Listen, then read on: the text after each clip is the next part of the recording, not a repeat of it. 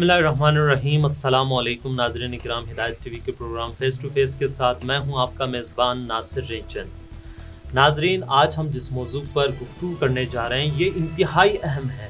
یہ نہ صرف پاکستان بلکہ بین الاقوامی سطح پر بھی یہ ایک اہم موضوع کے حوالے سے ہم ڈسکس کرنے جا رہے ہیں۔ سب سے پہلے تو ہم بات کریں گے آج پاکستان کی موجودہ سیاسی صورتحال کی۔ جیسے کہ آپ جانتے ہیں اس وقت موجودہ حکومت کو، عمران خان کو اپوزیشن کی جانب سے ٹف ٹائم دیا جا رہا ہے۔ عدم اعتماد کی تحریک اپنے عروج پر ہے۔ نہ صرف یہ بلکہ اس وقت کھلی چیلنج دی جا رہی ہے۔ پاکستان پیپلز پارٹی، بلاول بھٹو، آصف علی زرداری کہتے ہیں کہ بھائی آؤ میدان میں لڑتے ہیں۔ اور دوسرا جو پاکستان میں اس وقت سب سے بڑا اہم ایشو ہے وہ ہے دہشت گردی کا۔ دہشت گردی نے ایک دفعہ پھر سر اٹھا لیا ہے۔ پاکستان دشمن عناصر پھر سرگرم ہو چکے ہیں اور رواں سال میں سب سے بڑا سانحہ بھی پیش آ چکا ہے پشاور میں، جس میں 65 سے زیادہ افراد شہید ہوئے ہیں۔ اور اس کے علاوہ سیکیورٹی فورسز پر بھی مسلسل دہشت گردی میں ان کے اوپر حملوں میں اضافہ ہو رہا ہے۔ اور تیسری جو اہم اس وقت پاکستان میں ہے وہ ہے بیرونی قوتوں کا پاکستان کے اوپر پھر پریشرائز کرنا، خصوصاً یورپین یونین اور امریکہ کا۔ اگر ہم دیکھیں تو اس وقت رشیا اور یوکرین کا مسئلہ بھی اس وقت عالمی مسئلہ ہے، اہم ایشو ہے۔ تیسری عالمی جنگ کی جانب یہ قدم ہے اور اس صورت میں پاکستان کی اہمیت، پاکستان کا کردار انتہائی اہم ہے۔ پاکستان کی جو اسٹریٹجک اہمیت ہے اس کو مد نظر رکھتے ہوئے اس مسئلے کے اوپر بھی امریکہ اور یورپ کا دباؤ ہے پاکستان پر، اور کہا یہ جا رہا ہے یہی سی دباؤ کا شکار ہے اس وقت جو پاکستان میں سیاسی جو ہلچل ہے وہ بھی اسی کا نتیجہ ہے۔ لہٰذا ان تمام تر صورتحال پر ہم تفصیلی گفتگو کریں گے، بات کریں گے کہ کیا وجوہات ہے ان حوالے سے اور اس کی جو ماضی ہے وہ کیا رہی ہے اس حوالے سے۔ لہٰذا ان تمام تر امور پر بات کرنے کے لیے ہمارے درمیان تشریف رکھتے ہیں بین الاقوامی امور کے ماہر اور سابق امامیہ اسٹوڈنٹ آرگنائزیشن کے صدر عارف علی جانی صاحب۔ عارف صاحب، آپ کو اپنے پروگرام میں خوش آمدید کہتا ہوں۔ شکریہ عارف صاحب، سب سے پہلے جو اس وقت پاکستان کی موجودہ جو سیاسی صورتحال ہے، خصوصاً اپوزیشن کی جانب سے جو عدم اعتماد تحریک جو انہوں نے چلائی ہے اور جو مسلسل پیپلز پارٹی کی جانب سے حکومت کے خلاف جلسے جلوس بھی اپنے عروج پر ہے، لہٰذا ان سب کو دیکھتے ہوئے اور یوکرین رشیا کے مسئلے کو دیکھتے ہوئے پاکستان کے جو وزیر اعظم عمران خان صاحب نے جو بیان دیا ہے، حالیہ جو ان کا بیان تھا کہ ہم کسی کے غلام نہیں، اور اس میں انہوں نے یورپین کو کھلے الفاظ میں انہوں نے اپنا موقف اور پاکستان کی خارجہ پالیسی پیش کی۔ تو اس وقت کی جو اپوزیشن کی جو تحریکیں ہیں اس میں بیرونی قوتوں کا کیا کردار ہے؟ بسم اللہ الرحمن الرحیم۔ آپ کا بہت شکریہ۔ یقیناً ایک پولیٹیکل انریسٹ اس وقت ہے پاکستان کے اندر، جہاں پر ہم دیکھتے ہیں کہ پاکستان کے اندر جو ہمارا پولیٹیکل گورنمنٹ ہے وہ اس انداز میں سٹینڈ نہیں کر پا رہی ہے اور ڈیلیور نہیں کیا۔ اوور آل اگر ان کی پچھلے 3-4 سالوں کی کارکردگی دیکھیں تو ایسا نہیں ہے کہ یہ 4 سال یا 3 سال جو ان کی حکومت ہے انہی سے یہ مسائل نے جنم لینا شروع کیا، ایسا نہیں ہے، بلکہ اس کا آغاز بہت پیچھے سے ہے۔ پچھلے 2-3 حکومتوں کی جو کچھ انہوں نے کیا تھا آج وہ کاٹ رہے ہیں جو کرنٹ گورنمنٹ ہے۔ لیکن بالخصوص اگر میں بات کروں کہ اس کا جو پولیٹیکل انریسٹ ہے پاکستان کے اندر عدم اعتماد کے عنوان پہ یا مثال کے طور پر، یہ پچھلے 2-3 سالوں سے یہ اپوزیشن کبھی ملتی ہے، کبھی آپس میں اختلافات کی وجہ سے ساروں نے اپلائی کیا۔ فضل الرحمان صاحب بھی آئے ہیں اسلام آباد میں، انہوں نے بھی پولیٹیکل اپنا پاور شو کیا ہے۔ پاکستان مسلم نواز نے بھی شو کیا ہے، اس سے پہلے پیپلز پارٹی نے بھی شو کیا ہے۔ اب یہ جو ٹرن اپ ہے ابھی اس ٹائم پہ ان سب کا اچانک سے متحد ہونا اور آپس کے اختلافات کا ختم ہو جانا اور ایک پیج پر آنا، یہ واقعاً اس کے اندر اگر دیکھا جائے تو یقیناً اس کے اندر بیرونی ہاتھ ضرور ہیں اس عنوان پہ، کیونکہ پاکستان میں ذوالفقار علی بھٹو کے بعد شاید پاکستان کا یہ دوسرا وزیر اعظم ہوگا جس نے عالمی سطح پر پاکستان کی سوورنٹی کو اور پاکستان کی خود مختاری کو انشور کیا ہے اور عالمی طاقتوں کو بتا دیا کہ اب انف ہو گیا ہے، اب اس سے زیادہ ہم پاکستان جو ہے وہ آپ کی غلامی نہیں کر سکتا۔ تو میں سمجھتا ہوں اس کو اپریشیٹ کرنا چاہیے۔ اس سے پہلے عمران خان کا یہ بیانیہ کہ ایبسولوٹلی ناٹ، یہ عمران خان کا بیانیہ نہیں ہے، بلکہ میں سمجھتا ہوں کہ دنیا کے ہر غیرت مند اور ہر خود مختار ملک کا یہ بیانیہ ہونا چاہیے کہ ہمیں اپنا فارن پالیسی خود ڈیزائن کرنا چاہیے. ہمیں انٹرنیشنل پریشرز میں آ کے انٹرنیشنل پاورز کے یعنی امبریلا کے انڈر میں ہمیں اپنے پالیسیز ڈیزائن نہیں کرنا چاہیے. تو یہ پاکستان کے لیے بہت ہی خوشائن بات ہے کہ پاکستان کے یعنی چیف ایگزیکٹو جو وزیر اعظم ہیں وہ عالمی حلقوں کے اندر عالمی سطح پر بہت ہی کم اس طرح کے آپ کو اسٹیٹس ملیں گے جو یورپین پریشر سے بالاتر ہو کے اپنی اسٹیٹ پالیسیز ڈیفائن کرتے ہیں. تو میں سمجھتا ہوں یہ ایک بہت پازیٹیو ڈیولپمنٹ ہے. ہاں ایک طرف اگر انٹرنیشنلی اگر فارن پالیسی پاکستان کو دکھانا چاہیے ایک پازیٹیو سائن ہے کہ پاکستان نے فرسٹ ٹائم دنیا کی طاقتوں کو بتا دیا کہ اب ہم مزید آپ لوگوں کے پریشر میں اپنے پالیسیز ڈیزائن نہیں کریں گے, بلکہ پاکستان ایک خود مختار ملک ہے, پاکستان ایک ایٹامک پاور ہے, پاکستان ہم مثلا پاکستان کی ایک الیکٹڈ اور ڈیموکریٹک گورنمنٹ ہے اور وہ پاکستان کی انٹرسٹ میں فیصلے کریں گے. یہ بہت پازیٹیو چیز ہے. عارف صاحب یہ آپ کی بات درست ہے, لیکن اگر ہم دیکھیں امریکہ کے جو بھی اتحادی رہیں, چونکہ ہم بھی امریکہ کے اتحادی ہی ہیں, ابھی جا کے عمران خان صاحب اپنی خارجہ پالیسی کو ڈیفائن کر رہے ہیں, لیکن اس سے پہلے تو ہم امریکہ کے اتحادی تھے. اور اگر امریکن اتحادیوں کی اگر ہم بات کریں تو جس نے بھی جب امریکہ سے علیحدہ ہونے کا یا ان کے خلاف سر اٹھایا ہے اسے کچلا گیا ہے. تو اس تناظر میں آپ کیسے دیکھیں دیگر جو ممالک ہمارے پاس نو ڈاؤٹ ایگزامپلز ہیں. مثال کے طور پر ہمیں اگر دیکھا جائے تو عراق کے اندر صدام کو کس نے سپورٹ کیا تھا؟ امریکہ نے ان کو سپورٹ کیا, ان کو لایا. جب ان کا انٹرسٹ ختم ہو گیا اور صدام ان کے انٹرسٹ کے خلاف کیا تو ان کو کچلا, ان کو مار دیا, اور وہاں پر جو کچھ ہوا یعنی بالکل ایک فیک نیوز کے بعد کہ ان کے پاس نیوکلیئر یعنی ٹیکنالوجی ہے, بایو کیمیکل ویپنز ان کے پاس ہیں, اور آخری میں ان کے پریزیڈنٹ کہتا ہے کہ ایک فال انفارمیشن کے بیس پر ہم نے یہ اٹیک کیا, اس پر وہ معذرت کرتے ہیں. تو میں سمجھتا ہوں یہ ایک بہت بڑی سازش ہے. اسی طرح آپ معمر غذافی کو دیکھیں, حسنی مبارک کو دیکھیں, امریکہ کا کام یہی ہے کہ وہ اپنے یعنی جناب پاپٹس کو انسٹال کرتی ہے دنیا کے مختلف ممالک کے اندر, تاکہ جب تک ان کے مفادات ان سے وابستہ رہتے ہیں وہ سپورٹ کرتے ہیں, ان کو فنڈ کرتے ہیں, ان کو ہر لحاظ سے ان کو فیسیلیٹیٹ کرتے ہیں. جو ہی ان کو انٹرسٹ ختم ہو جاتا ہے تو وہ اسی انداز میں پھر نیا ایک ڈرامہ پیش کرتے ہیں اور ایک نئے بندے کو انسٹال کرتے ہیں. تو عمران خان صاحب کے حوالے سے بھی ایسا کچھ ہو رہا ہے؟ میں کہوں دیکھیں پاکستان کے اندر یقیناً پاکستان کے اندر جو ہمارے سیاسی یا جو ڈیموکریٹک سیٹ اپس ہیں یا ہمارے الیکشنز ہیں یا ہمارا جو فارن پالیسی ہے یا ایون کی ڈومیسٹک پالیسی کے اندر یقیناً بیرونی طاقتوں کا مسئلہ تو پریشر ضرور ہوتا ہے. بالخصوص اگر اس سے پہلے ہم دیکھیں جتنے بھی پولیٹیکل گورنمنٹس ہیں یقیناً ہم امریکنز ہماری پریشرز اس طرح ہے. مثال کے طور پر ہم IMF کے پاس جاتے ہیں, ہمارے اوپر FATF کا ہمیشہ تلوار لٹکتا رہتا ہے کہ ان صورتحال کے اندر ہم مجبور ہیں کہ مثلاً ہم امریکن پریشر کو بھی دیکھنا ہوتا ہے اور پھر ہمیں اپنے ملک کی مشکلات کو بھی دیکھنے ہوتے ہیں. تو یہ پاکستان کی مجبوری ہے. تو میں سمجھتا ہوں کہ عمران خان نے ابھی جو سٹانس لیا ہے اس سے پاکستان کے اوپر پریشر بڑھے گا, پاکستان کے اوپر سینکشنز لگنے بھی خطرہ ہے, پاکستان کو دوبارہ سے آئسولیشن کی طرف بھیجا جائے گا. لیکن میں ایک چیز بتاؤں کہ دنیا اس وقت اب ایک نئے بلاکس کی طرف جا رہا ہے. بالخصوص رشیا نے ابھی جو سٹانس لیا ہے اس کے بعد امریکہ کا وہ پریشر نہیں رہا ہے. امریکہ اتنا طاقتور نہیں ہے کہ آپ ان کے پریشرز ان کے سینکشن سے آپ کو اتنا زیادہ پریشر لینے کی ضرورت بھی نہیں ہے. لیکن چونکہ پاکستان کی اگر ہم پاکستان کی اپنی وضعیت دیکھیں تو وہ اس حال میں نہیں ہے کہ مزید کوئی بڑے پاکستان کے اوپر سینکشنز لگیں. یقیناً پاکستان کی جو اس وقت کرنٹ جو اکنامک سٹیٹس ہے, ہمارے پاس جو ہمارا اپنا GDP کا صورتحال ہے اور پاکستان کے اندر جو ہمارے ریزروائرز ہیں ان کو دیکھا جائے تو یقیناً پاکستان شدید کرائسس کا شکار ہے. یہی چیز ہوتا ہے کہ دیکھیں جب کوئی بھی ملک یا کوئی بھی کنٹری کوئی بھی گروپ جو ہے کرائسس, اسی کرائسس سے فائدہ اٹھایا جاتا ہے.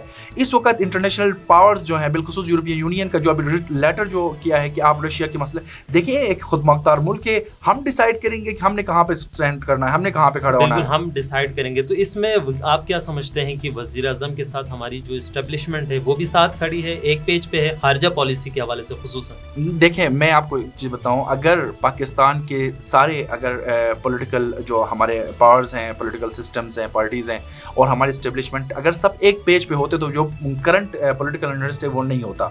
ابھی یہ جو پولیٹیکل انٹرسٹ ہے پاکستان میں وزیر اعظم کے خلاف جو عدم اعتماد کا بل لایا جا رہا ہے, پاکستان کے اندر گورنمنٹ گرانے کی بات ہو رہی ہے, تو دیٹس مین یقیناً یہ ایک پچ پر نہیں ہے, یہ ڈفرینٹ پچز پر ہے. اور اس سے واضح نظر آتا ہے کہ اب یقیناً عمران خان نے یورپین یونین کو چیلنج کیا, امریکہ کو چیلنج کیا, تو امریکہ بھی اپنا پورے وجود کے ساتھ پاکستان کی پولیٹکس کے اندر انٹرنس کرے گی, نو ڈاؤٹ وہ کسی پولیٹیکل پارٹی کے ذریعے سے.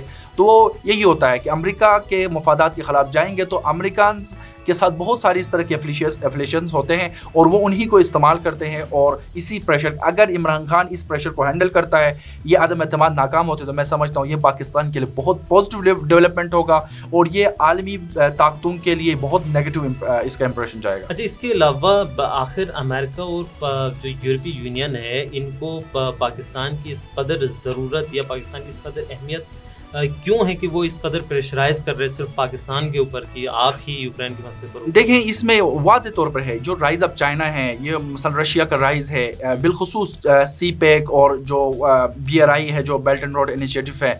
اس کے بعد دنیا کے اندر جو امریکہ یا اس کے جو الائز تھے, جو دنیا کے اندر اکانومیکلی ہر لحاظ سے وہ خود کو یعنی سپر پاور سمجھتے تھے اور گلوبل لیڈر سمجھتے تھے, اب ان کی ہیجمنی کا مثلا بہت ہی ویک ہو گئی ہے اور چائنا جو ہے ایک نئی معاشی طاقت کے طور پر دنیا میں ابھرا ہے.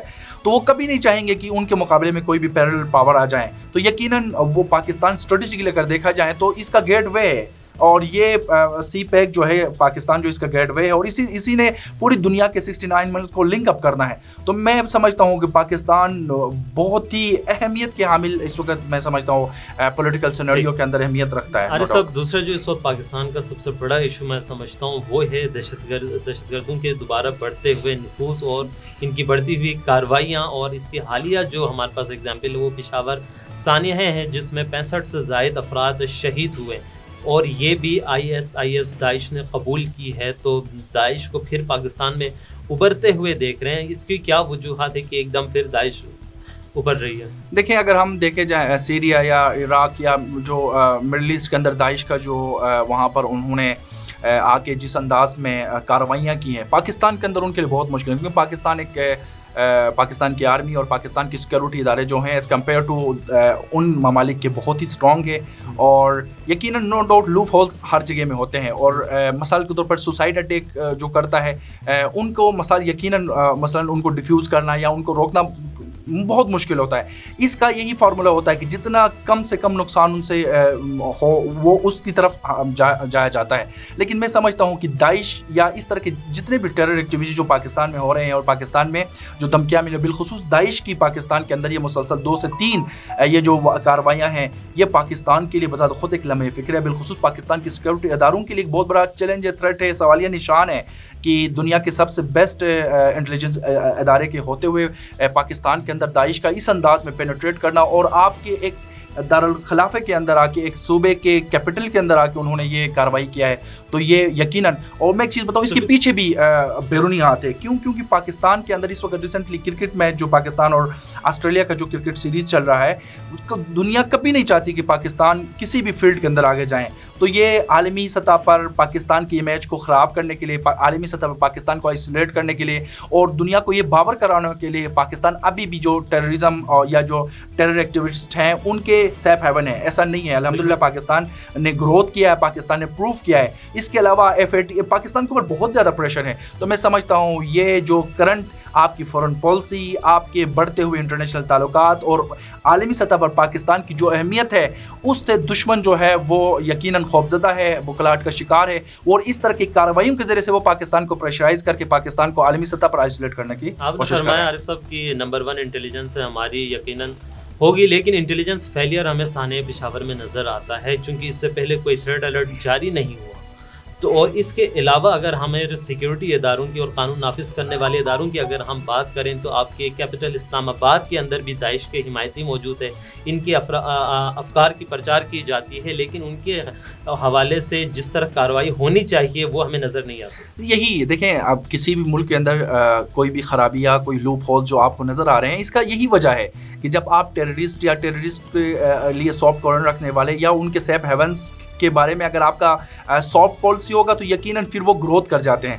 تو میں سمجھتا ہوں کہ اس ٹینیور کے اندر جو ہم نے ٹیررسٹ آرگنائزیشنز یا اس انداز کو ان کے سپورٹرز کو جس انداز میں بالخصوص آپ نے اسلام آباد کی مثال لیا ہے, جب ایسے جگہوں کو آپ فیسیلیٹیٹ کرو گے, آپ ان کے اوپر چیک نہیں رکھو گے, تو یقیناً پھر اس سے حوصلہ افزائی ہوتا ہے اس طرح کے نیگیٹو ایکٹیویٹیز کرنے والوں کے لیے. تو میں سمجھتا ہوں, دیکھیں یہ بالکل نہیں ہو سکتا ہے کہ آپ کے پاس دنیا کی نمبر 1 مثال کے طور پر انٹیلیجنس ادارہ ہو تو وہاں پہ کوئی دہشت گردی, 9/11 بھی ہوا ہے CIA جو کہ دنیا کے نمبر 1 یعنی انٹیلیجنس ادارہ شمار ہوتا ہے. تو یہ ہوتا ہے ٹیررسٹ جو ہوتا ہے وہ کیونکہ اس کے پاس کھونے کے لیے کچھ نہیں ہوتا ہے, اس کا ہدف یہ ہوتا ہے, تو وہ کہیں نہ کہیں سے پینیٹریٹ ضرور کرتا ہے. تو میں سمجھتا ہوں پاکستانی اداروں کو اپنے پالیسیز کو دوبارہ سے ریویو کرنے کی ضرورت ہے. بالخصوص دہشت گردی اور دہشت گردوں کے بارے میں پاکستان کو زیرو ٹالرنس کے ساتھ کام کرنا پڑے گا, اور یہ جو درمیان میں دہشت گردوں کے ساتھ مذاکرات اور اس طرح کے تکفیری جماعتوں کے ساتھ اور تکفیری جماعتوں کے سربراہوں کے ساتھ جو بیک ڈور پالیسیز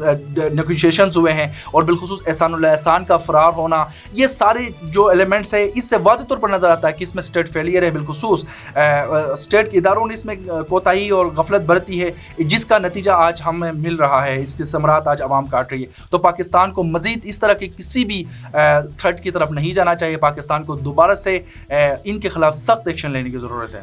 بالکل عارف صاحب, اس وقت کچھ جو برننگ ایشوز ہے اس کی جانب بھی ہم بڑھتے ہیں, چونکہ اس کا اثر بھی ڈائریکٹلی انڈائریکٹلی یقیناً پاکستان کے اوپر بھی, ہمارے اوپر بھی ہے, دنیا بھر کے اوپر ہے.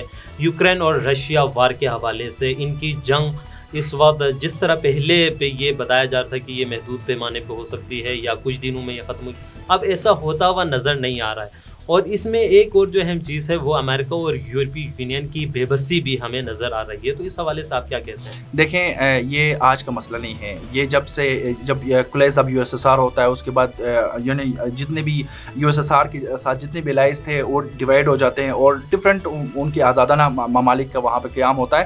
اس دوران یہ جو یوکرائن ہے یہ بائی برتھ نیوکلیئر پاور تھا, کیونکہ جب رشیا کے ساتھ ان کا USSR کا حصہ تھا اس وقت زیادہ تر ان کے ایٹامک جو پلانٹس ہیں یوکرائن میں انسٹال تھے. لیکن بعد میں امریکہ اور رشیا نے دونوں نے ان کے ساتھ ایگریمنٹ کیا اور ان سے یہ ساری چیزیں رشیا نے واپس لے لی اور ان کو سیکیورٹی انشور کیا کہ ہم آپ کی سیکیورٹی شیلٹر ہم آپ کو پرووائڈ کریں گے.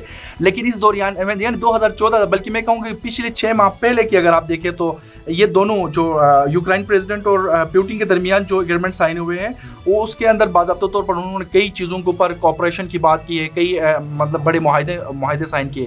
ان چھوٹا سا یعنی 6 ماہ کے مدت کے اندر کون سا ایسے چیزیں ہوئی جس کی وجہ سے یہ صورتحال پہ آئی. دیکھیں, ان کے درمیان یہ ایگریمنٹ ہوا تھا کہ امریکہ اور رشیا کی جتنے بھی ان کے سراؤنڈنگ کنٹریز نائبرنگ کنٹریز ہیں اس میں امریکن اپنے انفلوئنس نہیں کرے گا. تو اس معاہدے کو توڑتے ہوئے انہوں نے کئی ممالک کو انہوں نے نیٹو کا حصہ بنایا اور یوکرائن نے بھی ولنگلی نیٹو کا حصہ بننے کا. اس پر رشیا کو شدید تحفظات تھے.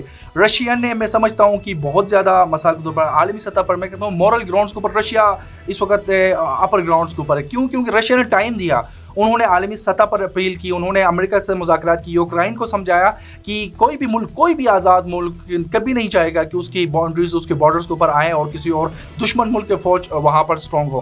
تو میں سمجھتا ہوں کہ رشیا نے ابھی تک عالمی سطح پر اگر دیکھا جائے تو انہوں نے بہت برداشت کا مظاہرہ کیا, لیکن جب انہوں نے دیکھا کہ ہمارے اسٹیٹ یعنی جب انٹرسٹ ہے وہ ہرٹ ہو رہا ہے تو اس وقت آخری آپشن ان کے پاس یہ آپریشن تھا. تو میں آپ کو بتاؤں اس کے پیچھے یوکرائن کے پیچھے پورا یورپین پاورز ہیں. ریسنٹلی جو اقوام متحدہ کے اندر ان کا ووٹنگ اس سے آپ کو واضح طور پر نظر آتا ہے کہ ان کے پیچھے کتنے ممالک کھڑے ہیں.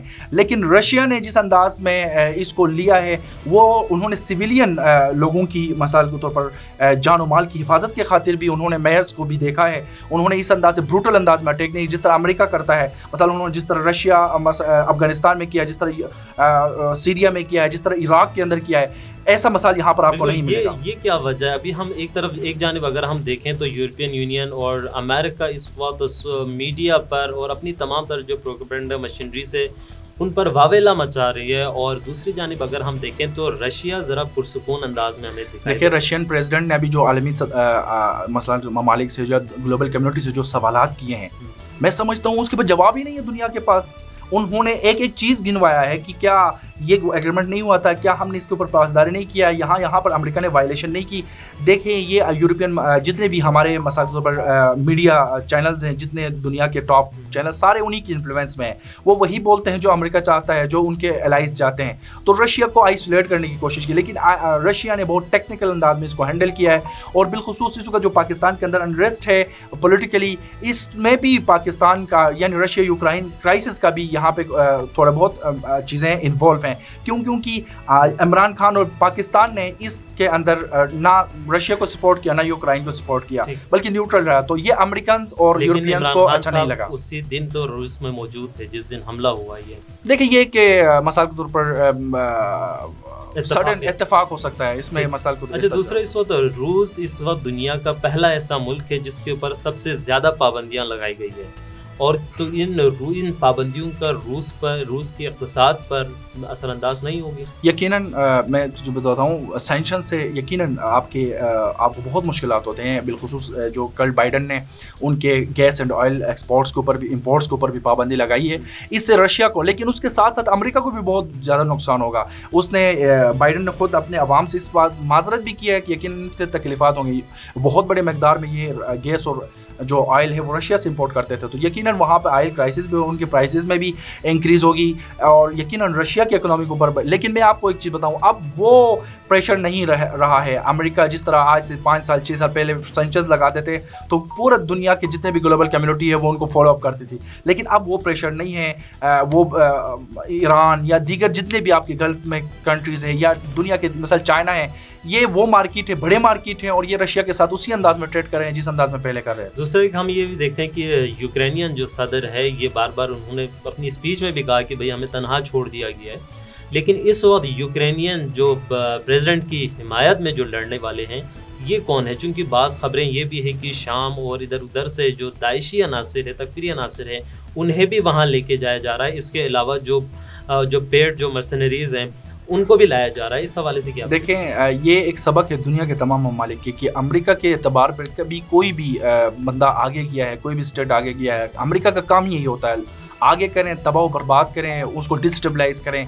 और तमाशा देखें। और यूक्रेन के प्रेसिडेंट के साथ यही हुआ था, उनके साथ जो वादा वईद के साथ उसको रशिया के मुकाबले में लाया गया। जब रशिया ने इन्वेड किया उसके बाद उसको तनहा छोड़ा गया। लेकिन जाहिर बात है जितने भी टेररिस्ट आउटफिट्स हैं जो उनके जो अमेरिकन मिसाल ISIS है और इस तरह के जितने भी नेशनलिस्ट मूवमेंट्स है, सेपरेटिस्ट मूवमेंट्स होते हैं, उनको वो इस्तेमाल करते हैं और यही सपोर्ट आउट कर सकते हैं। इसका एक नुकसान क्या होगा, अगर रशिया चले आर्जी तौर पर वो रेजिस्ट ज़रूर करेंगे, लेकिन रशिया के मुकाबले में कुछ भी करें, यूक्रेन की इतनी हैसियत नहीं है कि वो रशिया को बीट करें। लेकिन इसका एक बहुत बड़ा नुकसान क्या होगा कि अगर आप वहाँ पर इस तरह के टेरर ऑर्गेनाइजेशंस को स्पेस दोगे तो फिर कन्फ्लिक्ट के बाद ये लोग वहाँ पर इनके स्ट्रॉन्ग फिटिंग होगी और ये फिर बाद में सिविलियंस के लिए और उस गवर्नमेंट के लिए बजात खुद वबाल जान बन जाएंगे। आरिफ साहब, इसके अलावा हम काफ़ी अरसे से न्यू ब्लॉक के इस खत्ते में सुनते हुए आ रहे थे कि Russia, Iran, China, Pakistan, Iraq के हवाले से कि ये 5 ममालिक के एक नया ब्लॉक बनने जा रहा है। तो इस वॉर के बाद ये अब वाज़ेह दिखाई दे रहा है कि यकीनन ये एक नया ब्लॉक बनने जा रहा है। तो इस हवाले से आप क्या कहते हैं? देखें, ये वाज़े तौर पर है, दुनिया के अंदर अभी जो पावर शिफ्ट का जो प्रोसेस है वो बहुत तेज़ी के साथ बढ़ रहा है। बिलखुसूस चाइना के राइज होने के बाद रशिया के दोबारा से अपने उस स्टेटस को बहाल करने में अपने कामयाबी के साथ आगे बढ़ रहा है। इसी तरह पाकिस्तान, इराक, ईरान, मैं समझता हूँ ये ब्लॉक बन चुका है और इस ब्लॉक ने बाज़ाब्ता तौर पर आलमी ताकतों के सामने अपना स्टांस वाज़े किया है।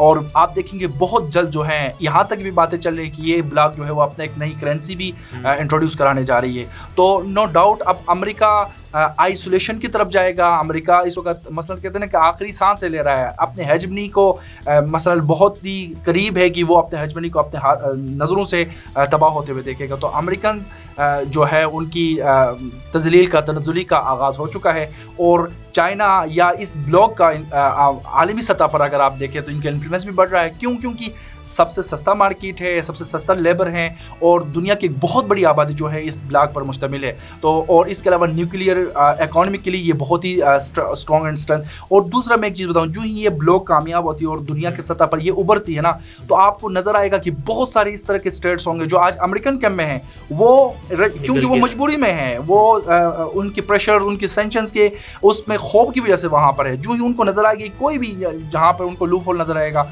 वो जाएंगे और ये इस ब्लॉक को ज्वाइन। दूसरा ये कि ये हमारा आखिरी सवाल भी है आपसे कि जियारे सब इस वक्त हम देखते हैं कि ये नए ब्लॉक की जानिब भी जा रहा है। इसके अलावा ये जंग के हवाले से आप क्या कहते हैं कि ये जंग आलमी तीसरी जंग के हवाले से भी लोग कहते हैं कि ये तीसरी जंग छिड़ सकती है और ये जंग कहाँ जाके रुकेगी, اس حوالے سے آپ کا کیا کہنا ہے؟ دیکھیں ابھی یہ جنگ کا نا میتھڈ تبدیل ہو چکا ہے. ایک زمانہ تھا کہ جہاں پر آپ جنگوں کا دیکھیں جو تو ایک امپائرز جب بڑے بڑے سلطنت ہوا کرتے تھے اس وقت جس کے پاس زیادہ ٹیریٹری ہو, پیسہ ہو, آرمی ہو, وہ جاتے تھے یلغار کرتے تھے اور قبضہ کرتے تھے. اس کے بعد نیوکلیر ٹیکنالوجی کا زمانہ آ گیا. اب یہ نیوکلیر ٹیکنالوجی یا اس انداز میں آپ کے پاس ایک بڑی آبادی ہو, آپ کے بڑے فورس ہو تو جا کے انویٹ کریں, ایسا یہ زمانہ ختم ہو چکا ہے. اب یہی وار ہے, اب سینکشنز کا زمانہ ہے. آپ انٹرنیشنل مارکیٹ کے اندر قبضے کی, آپ آرٹیفیشل انٹیلیجنس کے اندر کتنے آگے ہیں, اسپیس ٹیکنالوجی میں کتنے ہیں. آج یہ جنگ ہے اور یہ جنگ کا آغاز بہت پہلے ہو چکا ہے, لیکن اس کا میتھڈ تبدیل ہو چکا ہے. اس کے نئے ٹولز, نئے ویپنز اس کے اندر آ گئے ہیں. تو یہ جو بایو کیمیکل جو ویپنز ہے, بالخصوص نیوکلیر ویپنز کے الٹرنیٹ میں یہ جو انٹروڈیوس ہوئے ہیں, پھر اکانومیکلی, تو یہ جنگ کا آغاز ہو چکا ہے. ہاں البتہ اس کی شدت اس انداز میں محسوس نہیں ہو رہی ہے, لیکن ابھی یوکرائن رشیا کے اس جنگ کے بعد سوشل میڈیا پر بھی بالخصوص بڑے ٹرینڈ چلے WW3 کے نام سے, تو یقیناً میں آپ کو بتاؤں کہ اس کا آغاز ہو چکا ہے, لیکن اس انداز میں نہیں ہے جس انداز میں ہم سوچ رہے ہیں کہ اس کے اوپر کوئی بم برسائیں گے.